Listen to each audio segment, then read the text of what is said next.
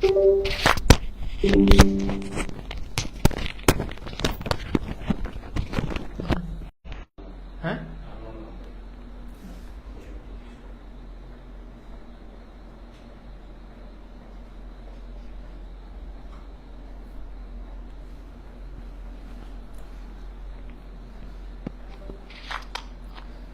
ওকে, আসসালামু আলাইকুম। তোমরা কি আমার কথা শুনতে পাচ্ছ? এটা টেলিগ্রামে পাঠাই দাও ওই ফাইলটা, তাহলে আমি এখান থেকে করি। ওকে, সো আমার কথা কি শোনা যাচ্ছে এবং সবকিছু দেখতে পাচ্ছ কিনা আমাকে একটু জানাও। সাউন্ড ক্লিয়ার আছে কিনা?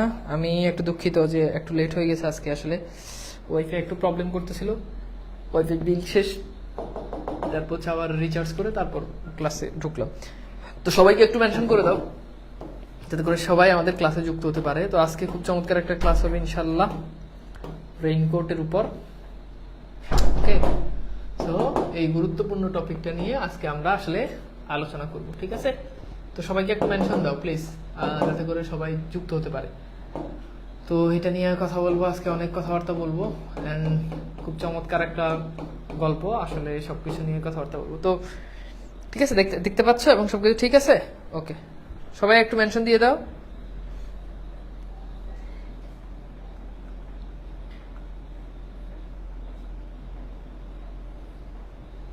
সবাই একটু মেনশন দিয়ে দাও। এবং একটা গুড নিউজ, এন্ড গুড নিউজটা হচ্ছে আমাদের আসলে যে বাংলা বাস যে ব্যাচ আছে অলরেডি আজকে আলহামদুলিল্লাহ 2000 শিক্ষার্থী আমাদের আজকে একেবারে ফুল ফিল। সো আলহামদুলিল্লাহ, আশা করি যে আরো সামনে আরো অনেক স্টুডেন্ট হবে এবং প্রতিনিয়ত স্টুডেন্ট ভর্তি হচ্ছে এবং প্রতিনিয়ত স্টুডেন্ট বাড়তেছে।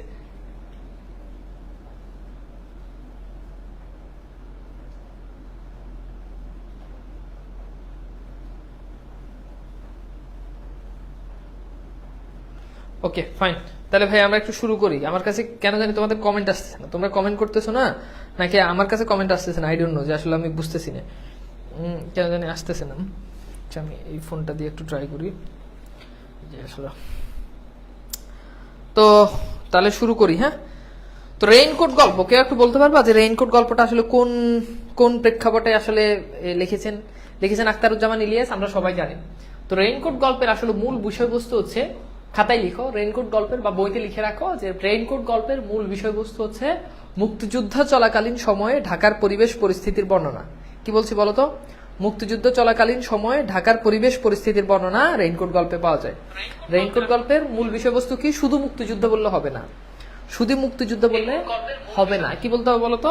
রেইনকোট গল্পের মূল বিষয়বস্তু হচ্ছে মুক্তিযুদ্ধের সময়, লিখো মুক্তিযুদ্ধের সময়ে ঢাকার পরিবেশ পরিস্থিতি বর্ণনা।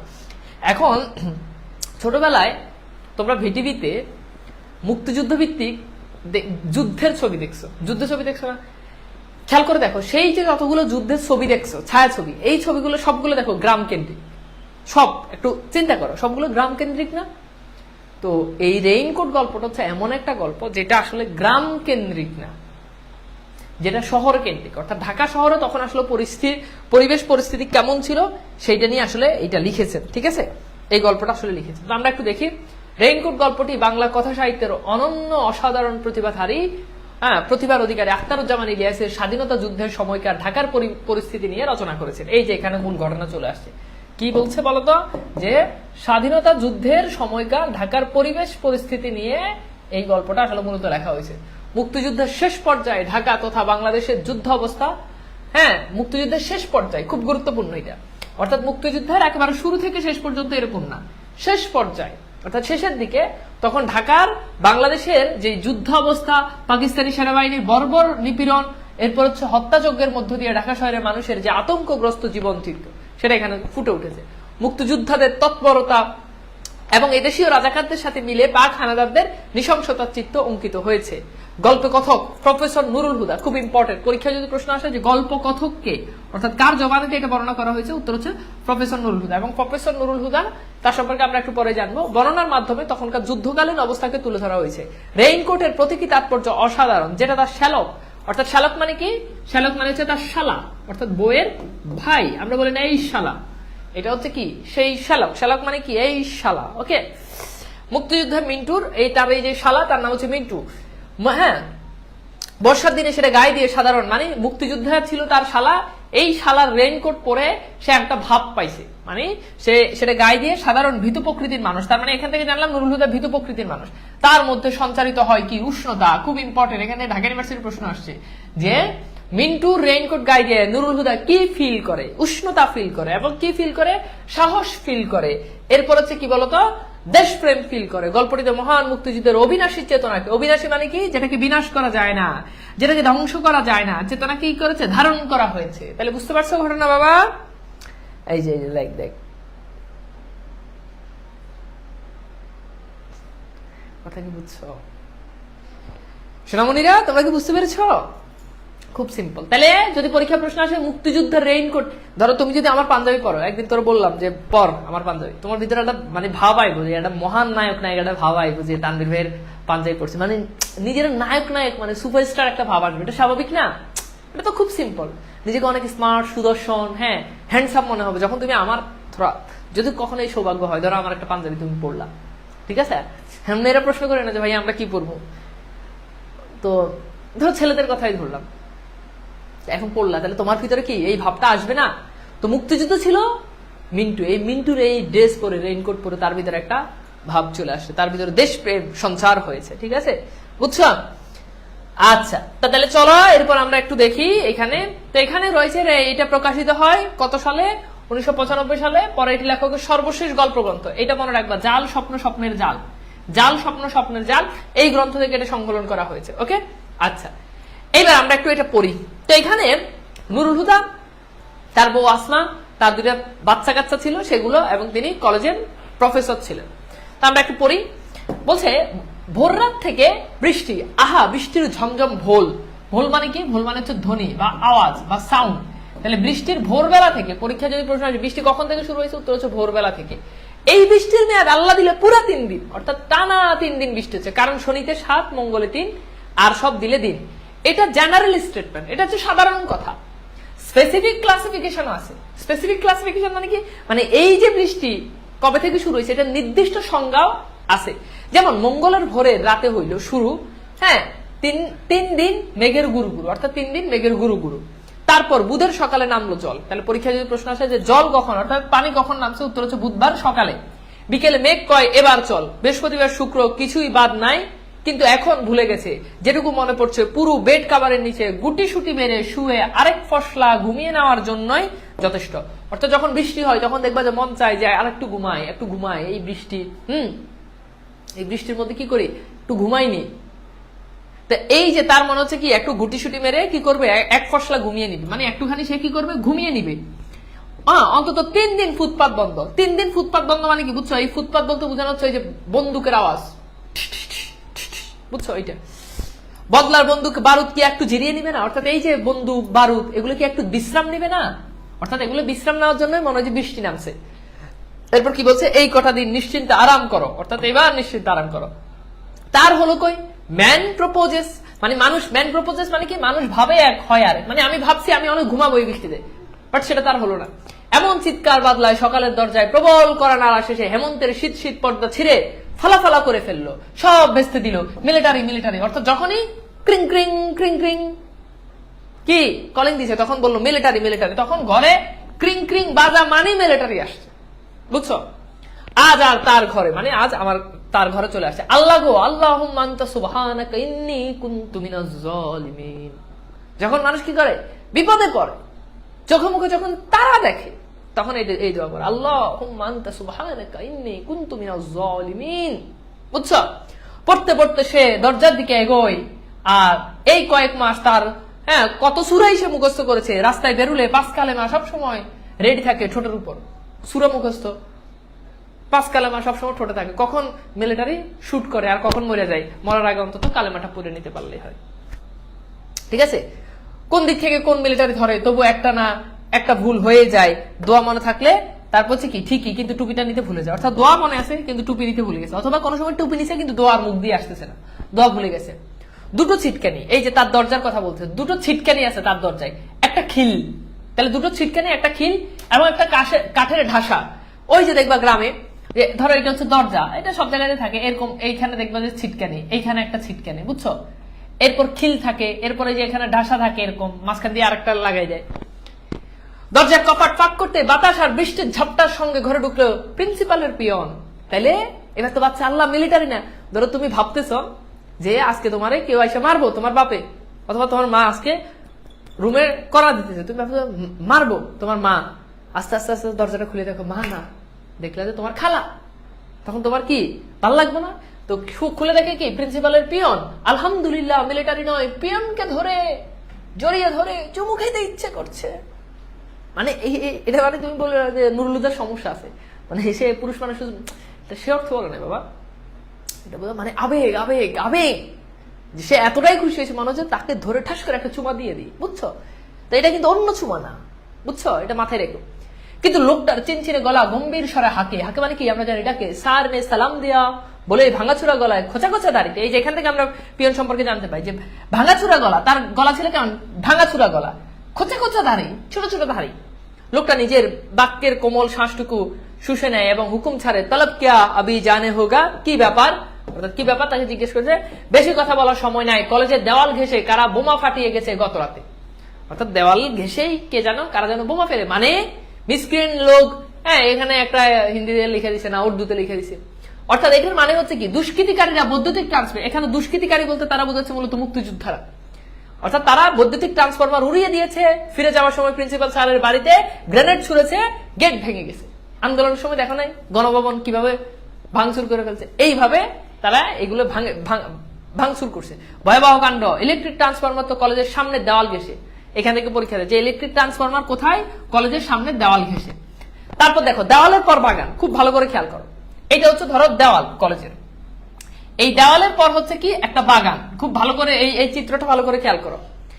এরপর হচ্ছে কি টেনিস লন, এই টেনিস খেলে যায়, এরপর হচ্ছে কি টেনিস লন, ঠিক আছে। তারপর কলেজের দালান, তারপর হচ্ছে আবার কলেজের এই দালান, মস্ত দালান পার হয়ে ফুটবল ও ক্রিকেট। হ্যাঁ খেয়াল করো, এই যে বিশাল বড় একটা দালান, এই দালান পার হয়ে ফুটবল ও ক্রিকেট খেলার মাঠ, একটা ফুটবলের মাঠ, ফুটবল আর ক্রিকেট খেলার মাঠ, এইটা পার হয়ে মাঠ পেরিয়ে একটু বাঁ দিকে, তারপর কোন দিকে যাবে বলতো, বাঁ দিকে। এইভাবে যখন বাঁ দিকে যাবে তখন বাঁ দিকে প্রিন্সিপালের কোয়ার্টার।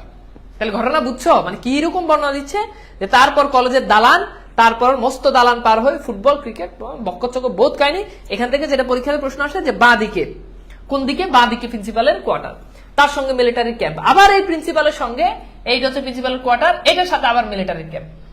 তাহলে প্রিন্সিপালের সাথে কিন্তু মিলিটারি ক্যাম্প। বুঝতে পারতে যে প্রিন্সিপালের ঘরে গেট ভাঙা মানে কিন্তু মিলিটারি ঘর ভাঙা, তাই না? এর সঙ্গে মিলিটারি অ্যাটাক, সামনের দেওয়ালে বোমা মেরে এতটা কস করে গেল কি করে, সে জানতে চায় কে আছে, কিভাবে, মানে কিভাবে সেটা।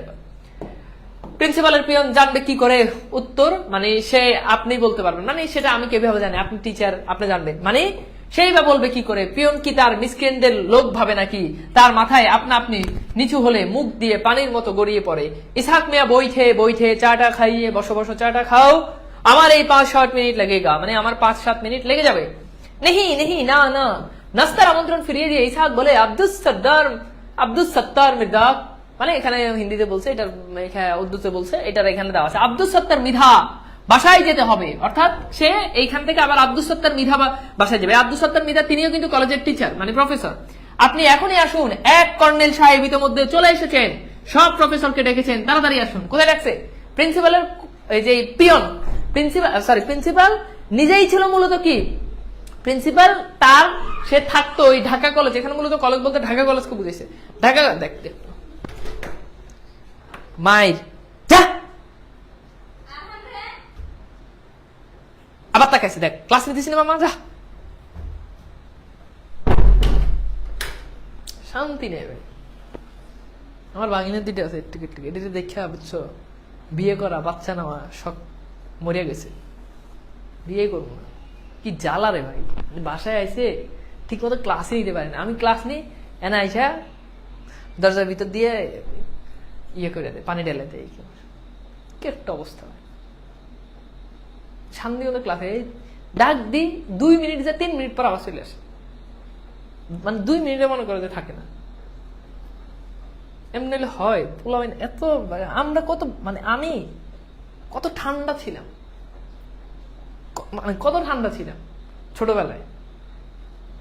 মানুষে কখনো কিছুই বলতাম না, খালি হাত দিয়ে 2টা মারি দিতাম, বুঝছো, ছোটবেলা। আর এখনকার পোলাবেন দেখো, মানুষের চোখের দিকেই তাকাইতাম না, বুঝছো।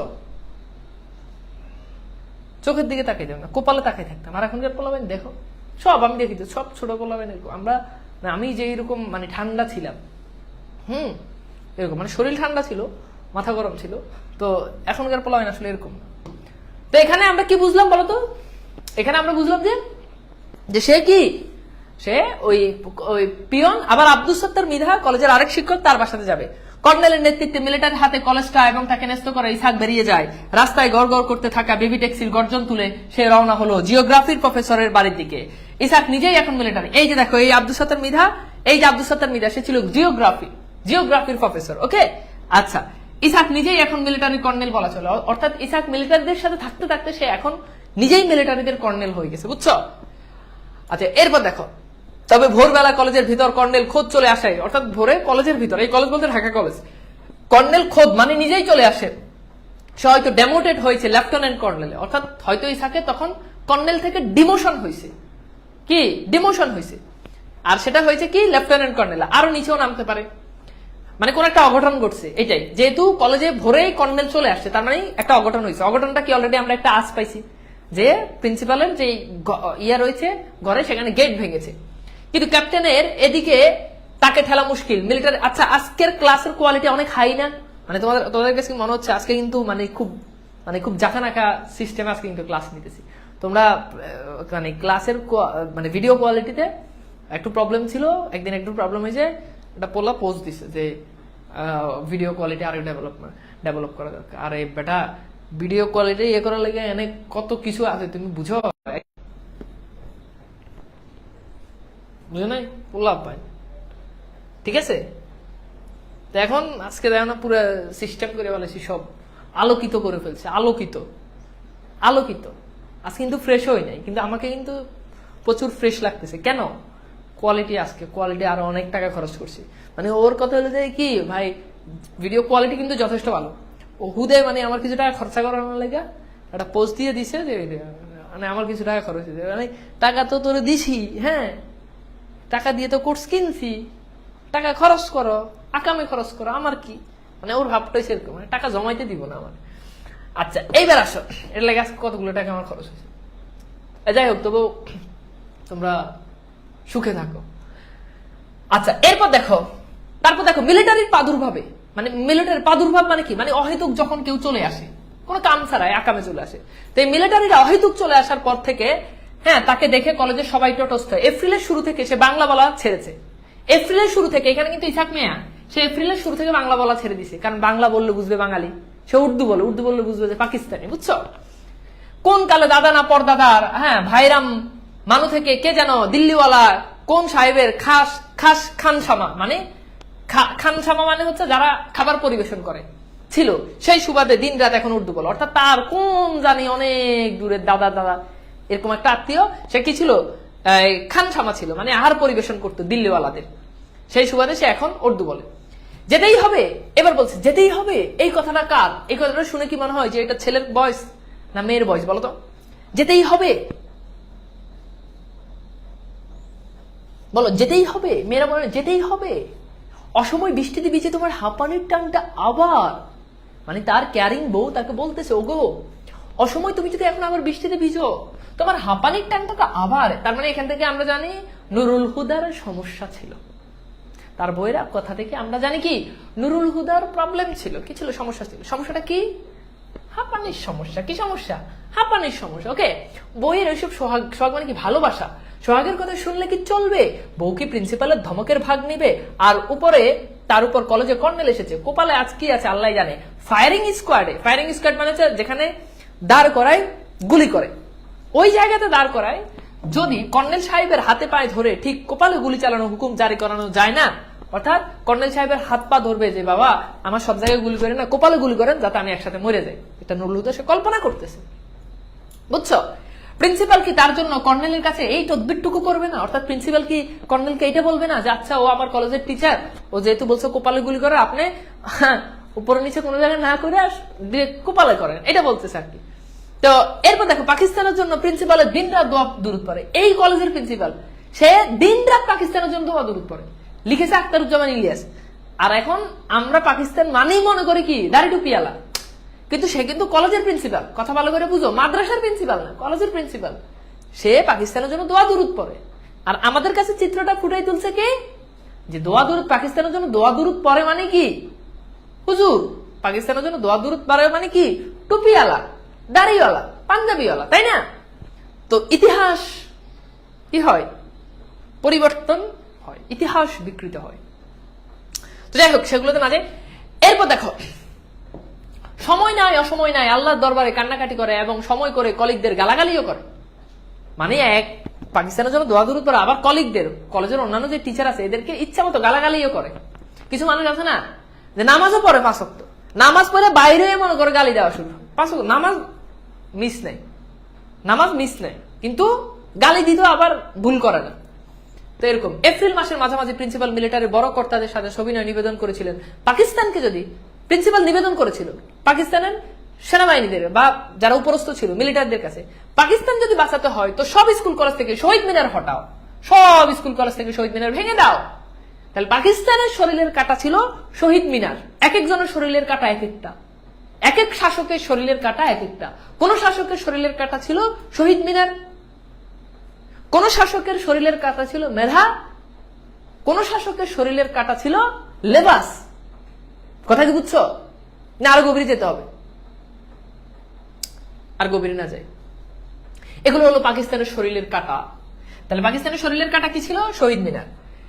পাকিস্তানের পাকসাপ শরীরটাকে নীরব করতে হলে এই সব কাটা উফরে ফেলতে হবে। তা মিলিটারি ডক্টর আফাজ আহমেদ, এই যে এখান থেকে আমরা জানলাম যে মিলিটারি ডক্টর আফাজ আহমেদের পরামর্শ শুনছেন, অর্থাৎ প্রিন্সিপালের যেই প্রিন্সিপাল ছিল তার নাম ছিল ডক্টর আফাজ আহমেদ, তার কথা পরামর্শ শুনছেন। গ্রামগঞ্জ যেখানে গেছে প্রথমেই কামান তাক করেছে শহীদ মিনারের দিকে, যেখানে গেছে প্রথমে কামান ধরছে কার দিকে?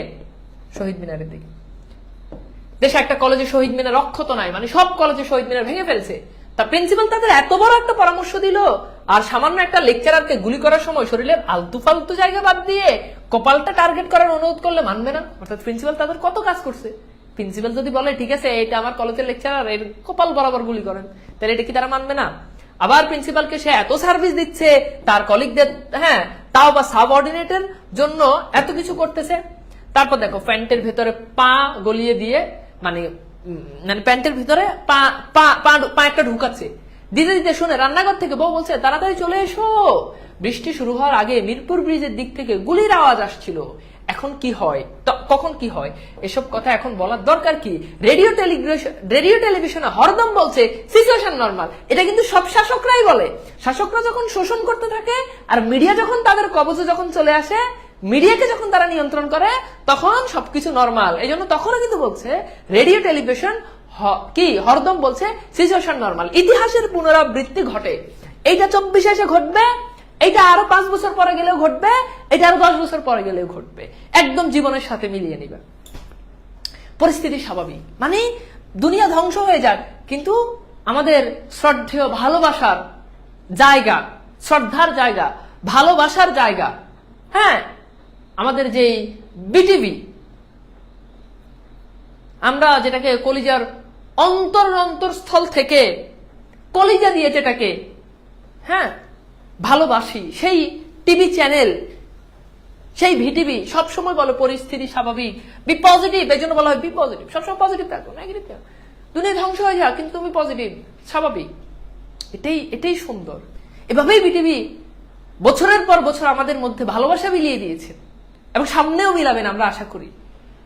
এভাবেই তারা পরিস্থিতি স্বাভাবিক আমাদেরকে বলেছে, বারবার বলেছে পরিস্থিতি স্বাভাবিক, কিন্তু আমরা এই বোকারাম, আমরা বুঝিনি বিটিভির এই ভালোবাসা বিলানো। আমরা দেখতেছি সবকিছু অস্বাভাবিক, কিন্তু বিটিভি আমাদেরকে বলছে স্বাভাবিক, কুল। আমরা কুল থাকতে পারলাম না।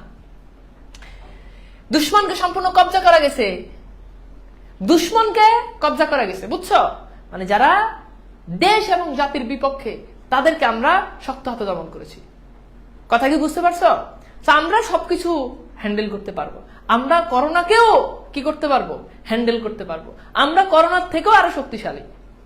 ইতিহাসের পুনরাবৃত্তি, ঠিক আছে? কথা কি বুঝতেছ? মিসকিন সব খতম। মিসকিন বলতে আবার বুঝাচ্ছি যে দুষ্কৃতিকারীরা, কিন্তু আসলে কি মিসকিন খতম? যাদেরকে শাসক সবচেয়ে বেশি ভয় পায়, তাদের সংখ্যা দিন দিন সবচেয়ে বেশি বাড়ে। শাসক যার উপর সবচেয়ে বেশি শোষণ করে, একটা সময় তারা পুরো পৃথিবী রাজ করে, ইতিহাস থেকে নেওয়া। মিসকিনরা খতম, রেডিও টেলিভিশনে খবর চলছে, কিন্তু তার খুব বেশি দিন লাগে নাই যে সেই মিসকিনরাই কি স্বাধীনতা পেয়েছে। আর যারা বারবার বলছে খতম, পরিস্থিতি স্বাভাবিক, তারা পরাধীন হয়ে গেছে। কথা বুঝছো? প্রেসিডেন্ট দেশে গণতন্ত্র ফিরিয়ে দিতে বদ্ধপরিকর। আমরা আপনাদেরকে শান্তিতে রাখবো, সুখে রাখবো, দেশে গণতন্ত্র ফিরিয়ে দিব, আমরা আপনাদের সঙ্গে অঙ্গীকার করতেছি। বিনিময়ে আপনারা আমাদেরকে কি সুযোগ করে দেন, কিসের জন্য? জনগণের ভালোবাসা পাওয়ার জন্য। কিসের জন্য? জনগণের ভালোবাসা পাওয়ার জন্য। এবং আপনাদের এই ভালোবাসা আমরা পকেটে যাতে ঢুকাইতে পারি সেই সুযোগ আমাদেরকে করে দেন। আমরা এটার জন্য বদ্ধপরিকর। ঠিক আছে? আমরা লক্ষ কোটি টাকা আমরা বাহিরে পাচার করে দেব, আমরা লক্ষ কোটি টাকা আমরা ভোগ করব। আমরা আপনাদেরকে সোনার দেশের সোনার সেতু, সোনার অনেক কিছু দিয়ে দিব, সোনা দিয়ে সারা দেশকে কি করব? মুড়িয়ে দিব। কথা বুঝছো? কিছুদিন বাদে তার আর ভাষণ শোনা যায়, হ্যাঁ, our ultimatum is remains the same, that is to hand over, Bangla ইংরেজি না বলি, জনগণের দ্বারা নির্বাচিত প্রতিনিধির কাছে ক্ষমতা হস্তান্তর করাই আমাদের লক্ষ্য। আমরা এই দেশে গণতন্ত্র তৈরি করেছি, আমরা এই দেশে গণতন্ত্র পূর্ণ প্রতিষ্ঠা করেছি। আমরা জনগণের যারা শাসক, আপনারা যদি আমাকে ভোট দেন আমি আসি, ভোট দিবেন না আমি এক্ষুনি ক্ষমতা ছেড়ে চলে যাব। যতদিন বাঁচবো ততদিন আপনাদের ভালোবাসা নিয়ে থাকবো। তো এইভাবে এখানেও সেটা বলতেছে। এরপর দেখো সবই নর্মাল হয়ে আসছে, বাঙালি I mean east Pakistan governor, মন্ত্রীরা ইস্ট পাকিস্তানি, সবই তো স্বাভাবিক। এখন বউ আর এসব বাজে কথা বলে কেন? অর্থাৎ বউ শুধু শুধু এত ভয় দেখাচ্ছে কেন পাকিস্তানি? তারপর বলছে কি বলে কেন, ইস আসমাকে নিয়ে আর পারা যায় না। তাহলে তার বউয়ের নাম কি? আসমা। এই বৃষ্টিতে শুধু ছাতাই কুলাবে না গো, শুধু ছাতা দিলেই হবে না। বইয়ের আরেক দফা সোহাগ শোনা যায় গেল, তুমি বরং মিন্টুর রেইনকোটটা নিয়ে যাও, অর্থাৎ তুমি তোমার শালা আমার ভাইয়ের রেইনকোটটা নিয়ে যাও। মিলিটারি লাগার পর থেকে এই নিয়ে 4 বার বাড়ি পাল্টানো হলো। তাহলে কয়বার? 4 বার বাড়ি পাল্টেছে। এখানে আসার পর থেকে নিচের তলা ভদ্রলোক একদিন বলছিল আমার ভাইকে আর ঢাকায় রাখলাম না, অর্থাৎ নিচের তলার একজন বলছিল যে আমার ভাইকে আর ঢাকায় রাখি নাই, যে গোলমাল বাড়ি পাঠিয়ে দিলাম। শুনে বুকটা তার টিপ টিপ করছিল, অর্থাৎ কখন যে আবার মিন্টুর প্রসঙ্গ তোলে, আবার বাড়ি চেঞ্জ করার জন্য বলে, এবার যদি তার শালার প্রসঙ্গ তোলে, নিরাপত্তার জন্য সে এখানে এসেছে, কলেজ থেকে দূরে, আত্মীয় স্বজন থেকে দূরে, শহর থেকে দূরে বলা যায়। ভেবেছিল নতুন এলাকায়, পূব দিকে জানালা ধরে দাঁড়ালে চোখে পড়ে বিল আর ধান ক্ষেত, অর্থাৎ অনেক দূরে, যে পূর্ব দিকে যদি তাকায় তাহলে দেখে যে বিল দেখে আর কি দেখে, ধান ক্ষেত দেখে, বিল দেখে আর কি দেখে, ধান ক্ষেত দেখে। আচ্ছা, তাকি বিপদ, এদিকেও নাকি নৌকায় করে স্টেন গানওয়ালা ছোকরার দল, অর্থাৎ এদিকেও নাকি নৌকা বোঝাই করে স্টেন গান বন্দুক নিয়ে চলে আসে। এদিককার মানুষ চোখে খালি নৌকা দেখে, নৌকা ভরা অস্ত্র দেখে। এরপর বউ যদি মিন্টুর কথা তোলে তো অস্ত্র ঢুকে পড়ে তার ঘরের মধ্যখানে। মিন্টু যে কোথায় গেছে সেও জানে না, তার বউ জানে না। কিসিঞ্জার সাহেব বলেছেন, খুব গুরুত্বপূর্ণ লাইন, এই সব হলো পাকিস্তানের ইন্টারনাল অ্যাফেয়ার্স। এই লাইনটা থেকে পরীক্ষাতে প্রশ্ন আসে, এই সব হলো পাকিস্তানের ইন্টারনাল অ্যাফেয়ার্স। এটা কে বলছে? এটা হচ্ছে কিসিঞ্জার সাহেব বলছে।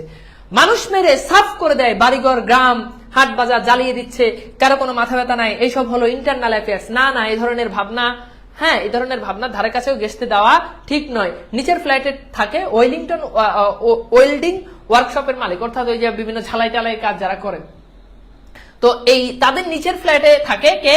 ওয়েল্ডিং ওয়ার্কশপের মালিক। তার শ্বশুর নিশ্চয়ই সর্দার গোজের রাজাকার, অর্থাৎ যে থাকে তার শ্বশুর সর্দার গোজের রাজাকার হবে। কেন হবে এবার খেয়াল করো। সপ্তাহে 2-3 দিন মেয়ের বাড়িতে রেফ্রিজারেটর, টেপ রেকর্ডার, দামি দামি সোফা সেট, ফ্যান, খাট, পালং সব চালান করে দেয়। এখন রাজাকার হইলেই কেন মেয়ের বাড়িতে এগুলো পাঠিয়ে দিব? তখনকার যারা রাজাকার ছিল ওরা কি করতো, যারা ওই যে মিলিটারি যারা ছিল তাদেরকে নিয়ে বিভিন্ন ঘরে গিয়ে নির্যাতন করতো, তাদেরকে ধরে নিত, মেরে ফেলতো। আর ওই যে তাদের ঘরে যে আসবাবপত্রগুলো ছিল এগুলো তারা নিয়ে আসতো। তো বলছে যে এই জন্যই সে হয়তো এগুলো মেয়ের বাড়িতে পাঠিয়ে দিছে, দেখি তো ফিট করে কিনা। এবার ওই রেইনকোটটা এনে তার গায়ে জড়াই দিয়ে আমাকে এগিয়ে এসে তার গায়ে রেইনকোটটা, এটা আসমা হবে, আসমা এগিয়ে এসে তার গায়ে রেইনকোটটা ছড়িয়ে দিতে দিতে বলে, মিন্টু তো আমার অনেক লম্বা। তার জামাইকে খোঁচা দিতে দিতে, তুমি তো খাটো, হ্যাঁ তুমি কি খাটো, আমার ভাই তো আরো অনেক লম্বা, তোমার গায়ে হবে তো। দেখো ফের মিন্টুর দৈর্ঘ্যের তুলনা তার সঙ্গে। এই ভাইকে নিয়ে এরকম বাড়াবাড়ি করাটা আসমার কি ঠিক হচ্ছে? অর্থাৎ এই ভাইকে নিয়ে যে বাড়াবাড়ি করতে ঠিক। আচ্ছা, অনেকক্ষণ ধরে তোমাদের কমেন্ট পড়ি না, তোমরা কি বুঝতেছো?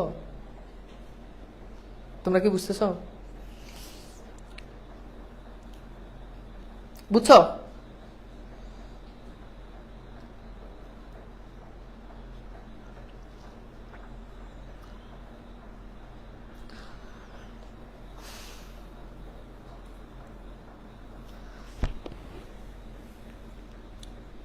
গুড।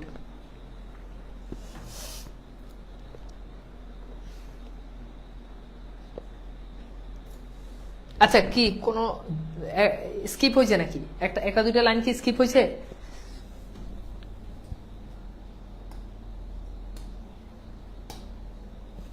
কয় লাইন মিস হয়েছে? কয় লাইন মিস হয়েছে?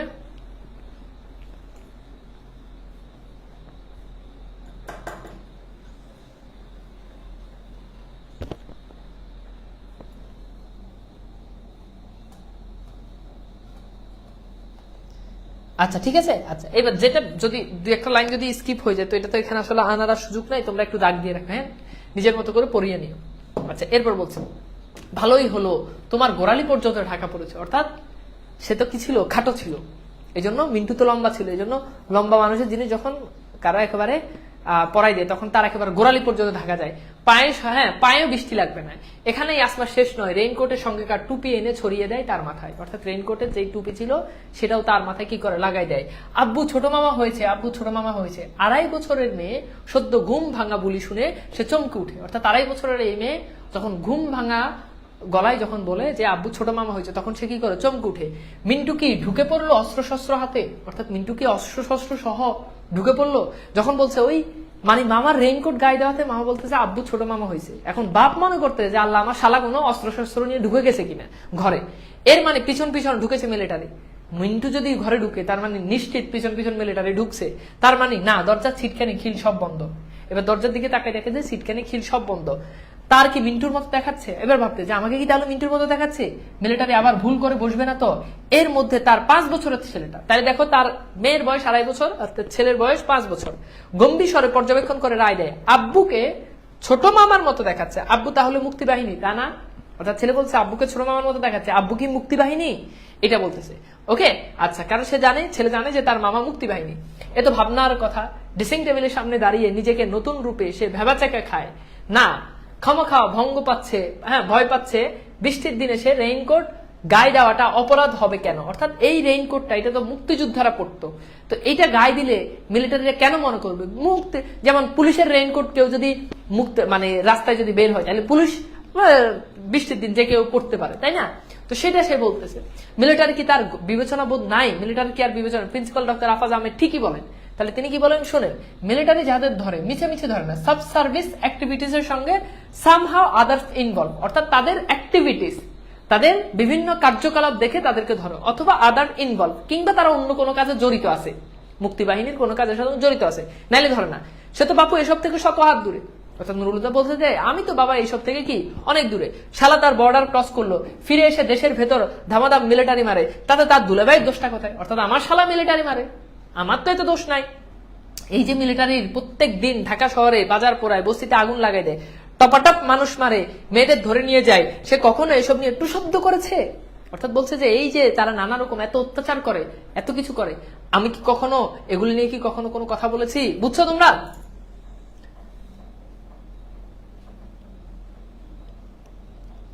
আচ্ছা আমি কি স্লো পড়াচ্ছি না? আমি কি স্লো পড়াচ্ছি? স্লো পড়াচ্ছি নাকি ঠিক আছে বলো তো?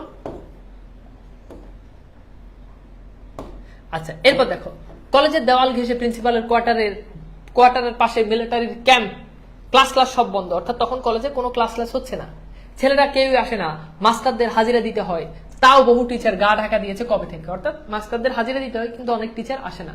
সে তো রোজ টাইমলি যায়, অর্থাৎ সে নুরুল হুদা আমি তো প্রতিদিন টাইমলি যাই। স্টাফ রুমে কলিগরা ফিস করে কোথায় কোন ব্রিজ উড়ে গেল, কোথায় 7 মিলিটারির লাশ পড়েছে ছেলেদের গুলিতে, এই ছেলের কোন কোন, হ্যাঁ এই কলেজের কোন কোন ছেলে ফ্রন্টে গেছে, অর্থাৎ মুক্তিবাহিনীতে যোগ দিছে, কই সে তো এইসবের আলাপের মধ্যে কখনোই থাকে না। অর্থাৎ নুরুল হুদা সে তো এইসব আলাপের মধ্যে, যখনই মুক্তিবাহিনী নিয়ে কোনো আলোচনা উঠে সে তো থাকে না। অর্থাৎ সে বুঝাচ্ছে যে আমি তো এই মুক্তিযোদ্ধা, আমি তো তাদের থেকে কি শত হাত দূরে, আমি তো তাদের থেকে কি শত হাত দূরে, অর্থাৎ এই মুক্তিবাহিনীদের থেকে আমি শত হাত দূরে। এসব কথা শুরু হলে আল গোছে উঠে সে চলে যায় প্রিন্সিপালের কামরায়। এই লাইনগুলো থেকে কিন্তু প্রত্যেক লাইন থেকে পরীক্ষাতে প্রশ্ন আসে। তো বলছে যে কি বলছে যে তারা উঠে চলে যায়, যখন এইসব কথা হয় তখন নুরুল হুদা উঠে চলে যায়। ডক্টর আফাজ আহমেদ খেস গলায় হিন্দুস্তান ও মিসকিনদের আশু ও অবশ্যম্ভাবী পতন সম্বন্ধে নিশ্চিত ভবিষ্যৎবাণী শুনেন। তো ডক্টর আফাজ আহমেদ অর্থাৎ কলেজের প্রিন্সিপাল, তার গলা কেমন? উত্তর হচ্ছে খ্যাস খ্যাস গলা। এখান থেকে পরীক্ষাতে প্রশ্ন আসে, আফাজ আহমেদের গলা কেমন? খ্যাস খ্যাস গলা। সে হিন্দুস্তান এবং মিসকিন অর্থাৎ হিন্দুস্তানে যারা রয়েছে তারা এবং বলতেছে যে কারা, অর্থাৎ তখন মিসকিন যারা অর্থাৎ মুক্তিযোদ্ধা, আর মুক্তিযুদ্ধের পক্ষে ছিল তখন কে? ভারত কিন্তু আমাদেরকে প্রত্যক্ষ পরোক্ষ ভাবে তখন সাহায্য সহযোগিতা করেছে। তো তাদের আশু মানে যেটা আসবে ভবিষ্যতে হবে, এবং অবশ্যম্ভাবী মানে যেটা কনফার্ম হবে, এই পতন সম্বন্ধে তিনি ভবিষ্যৎবাণী করেছেন, মানে ভবিষ্যতে নিশ্চিত যে এই মুক্তি বাহিনীরা তারা পতন করবে, তাদের পতন হবে। ওই ঘরে আজকাল সহজে কেউ ঘেসে না, অর্থাৎ প্রিন্সিপালের রুমে আজ কেউ ঘেসে না। উর্দুর প্রফেসর আকবর সাজিদকে প্রিন্সিপাল আজকাল খুব তোয়াজ করে। সেখান থেকে অনেকবার ঢাকা ইউনিভার্সিটির প্রশ্ন আসছে যে রেইনকোট গল্পে উর্দুর প্রফেসরের নাম কি? উর্দুর প্রফেসরের নাম হচ্ছে ডক্টর আফাজ আহমেদ, ঠিক আছে, সরি আকবর সাজিদ। কি নাম? আকবর সাজিদ। মিন্টুকে ফেলে যাওয়া নাকি রেখে যাওয়া সেই রেইনকোটে ঢোকার পর থেকে তার পা শিরশির করছে, তার এক মুহূর্ত দাঁড়িয়ে থাকা যাচ্ছে না। প্রিন্সিপাল তাকে ডেকে পাঠিয়েছে সেই কখন, অর্থাৎ প্রিন্সিপাল তাকে সেই কখন ডাকাইছে, সে এখনো যায় নাই। রাস্তায় একটা রিক্সা নাই, হ্যাঁ, তার রিক্সার পরোয়া সে করছে না। রেইনকোটের ভেতরে হাঁটতে হাঁটতে বাস স্ট্যান্ডে যেতে তাকে কোনো অসুবিধা হবে না, অর্থাৎ হেঁটে হেঁটে চলে যাচ্ছে। রেইনকোটের উপর বৃষ্টি পড়তে অবিরাম, কি মজা, তার গায়ে লাগে না এক ফোঁটা।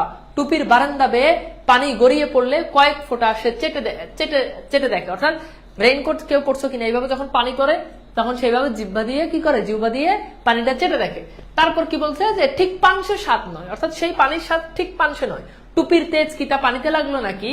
তাকে কি মিলিটারির মতো দেখাচ্ছে? পাঞ্জাব আর্টিলারি, অর্থাৎ এই যে এটা হচ্ছে কি মিলিটারিদের বিভিন্ন যে শাখা রয়েছে, মিলিটারিদের বিভিন্ন জাত রয়েছে, সেগুলো না বালুচি রেজিমেন্ট, না কমান্ডো ফোর্স, নাকি প্যারামিলিটারি, না মিলিটারি পুলিশ। ওদের তো এক এক গোষ্ঠীর এক এক নাম, এক এক সুরত, অর্থাৎ মিলিটারিদের ভিতরে অনেকগুলো, যে এটা কমান্ডো, এটা প্যারামিলিটারি, হ্যাঁ, এটা হচ্ছে কি বালুচি রেজিমেন্ট। তো এইগুলোর ভিতরে বলছে যে তাদের বিভিন্ন সেকশন আছে, কোনটার মতো তাকে দেখাচ্ছে।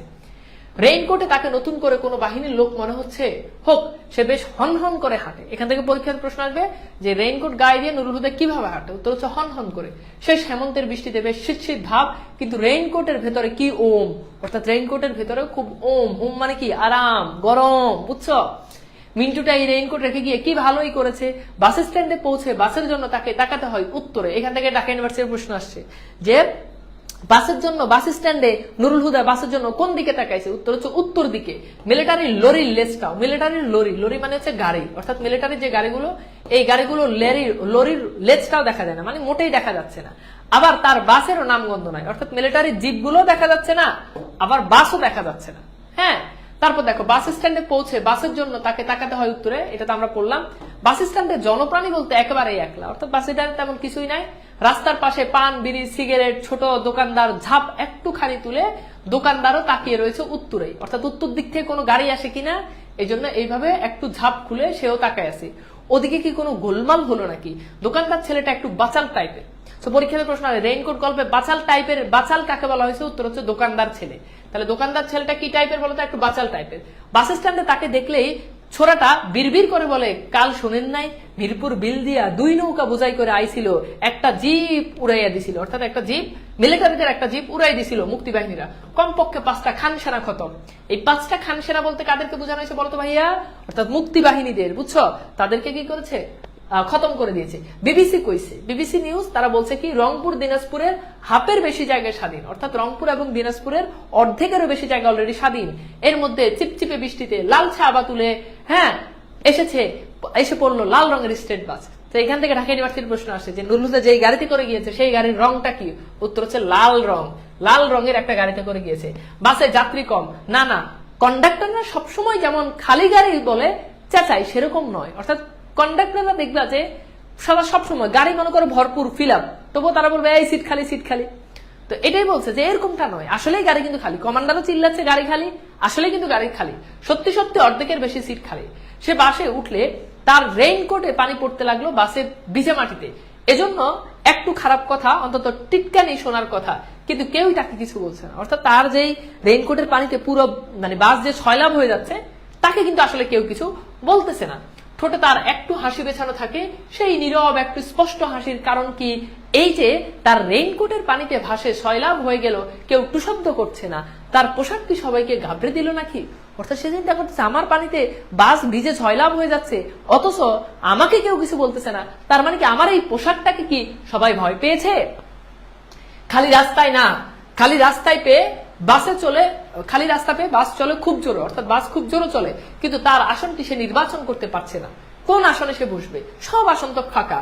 টলতে টলতে একবার সিট দেখে পছন্দ হয় না বলে ফের ওই সিটের দিকে তাকায়। যেমন এমন সময় পেছন দিক থেকে দুজন যাত্রী উঠে পড়ে তাড়াহুড়ো করে রাখো রাখো বলতে বলতে ঝুঁকি নিয়ে তারা নেমে পড়লো চলন্ত বাস থেকে। অর্থাৎ তারাও চলন্ত বাস থেকে কি করলো, তারা নেমে গেল।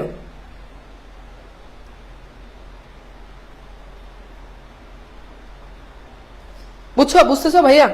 ভাইয়া এমসিকিউ প্র্যাকটিস করান। হ্যাঁ এমসিকিউ প্র্যাকটিস করাবো, একটু ধৈর্য ধরো, পুরোটা শেষ করে নিই, একদম ডিরেক্ট বোর্ডের 23-24 বোর্ডের প্রশ্নগুলোই তোমাদেরকে সলভ করাবো। পশলা মানে হচ্ছে আরেক ধাপ, আরেকটু ঘুমিয়ে নি আর কি, এক পশলা ঘুমিয়ে নি মানে আরেকটু ঘুমিয়ে নি, আরেক ধাপ ঘুমিয়ে নি, বুঝছো? ওকে, বুঝতে পারছো না বুঝো নাই?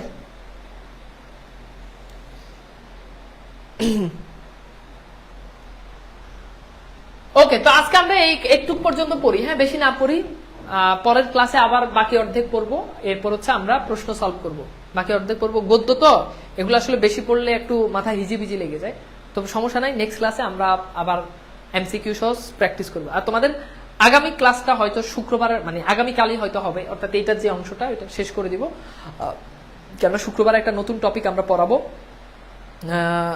শুক্রবার একটা নতুন টপিক পড়াবো, তো সেটার জন্য একটু অপেক্ষা করতে হবে। আর এইটা যতটুকু পড়াইছে ততটুকু ভালো করে পড়ো, নেক্সট ক্লাসে বাকি অংশ পড়বে এবং 23-24 সালে যে বোর্ডের প্রশ্নগুলো আসছে সেগুলো সলভ করবো। তো ভালো থাকবা, আজকে ফুল পড়াবো না, হ্যাঁ? আচ্ছা আমি কি একটু মানে, আমি তো মানে নর্মালি পড়াচ্ছি, তোমাদের কাছে কি একটু ফাস্ট মনে হয়? তাহলে বলো, আমি নেক্সট থেকে আরো স্লো পড়াবো। কেউ তো বলে নাই, শেষের দিকে শুধু একজন বলছে যে ভাইয়া দ্রুত পড়াচ্ছেন, দ্রুত পড়ালে আমাকে বলিও, হ্যাঁ? ঠিক আছে। আর আজকের পরে আমি তোমাদেরকে একটা মানে কোর্সের আউটলাইন দিয়ে দিব। অলরেডি অনেকগুলো ক্লাস, আজকে অলরেডি কত তোমার লেকচার 16 শেষ, তো বাকি যে ক্লাসগুলো আছে সেগুলোর একটা আউটলাইন দিয়ে দিব। মাঝখানে একটা আউটলাইন দিয়েছি, কিন্তু ওই আউটলাইন থেকে আমরা ট্র্যাকে গিয়ে সরে গেছি, কারণ তোমাদের অনেকের যে, যেমন এর আগে যে টপিকগুলো পড়াইছি এগুলো অনেক কলেজে এগুলো ছিল, এগুলো মোস্ট ইম্পর্টেন্ট, এই জন্য এগুলো আগে আমি শেষ করে দিছি যাতে তোমাদের প্রবলেম না। আর যদি মনে হয় যে মানে আস্তে আস্তে আরো ক্লাস করতে গেলে তোমরা আরো ইউজ টু হয়ে যাবা, প্রবলেম নাই, ঠিক আছে? তার মানে কালকে তোমাদের হয়তো রুটিন অনুযায়ী ক্লাস নাই, বাট এই গল্পটা কালকে হয়তো আমি শেষ করে দেবো। আমি তোমাদেরকে তবু আমার শিডিউল দেখে আমি তোমাদেরকে কালকে জানাবো, ঠিক আছে? তো ভালো থাকবে, তাহলে আজকের মতো বিদায় নিচ্ছি, আল্লাহ হাফিজ।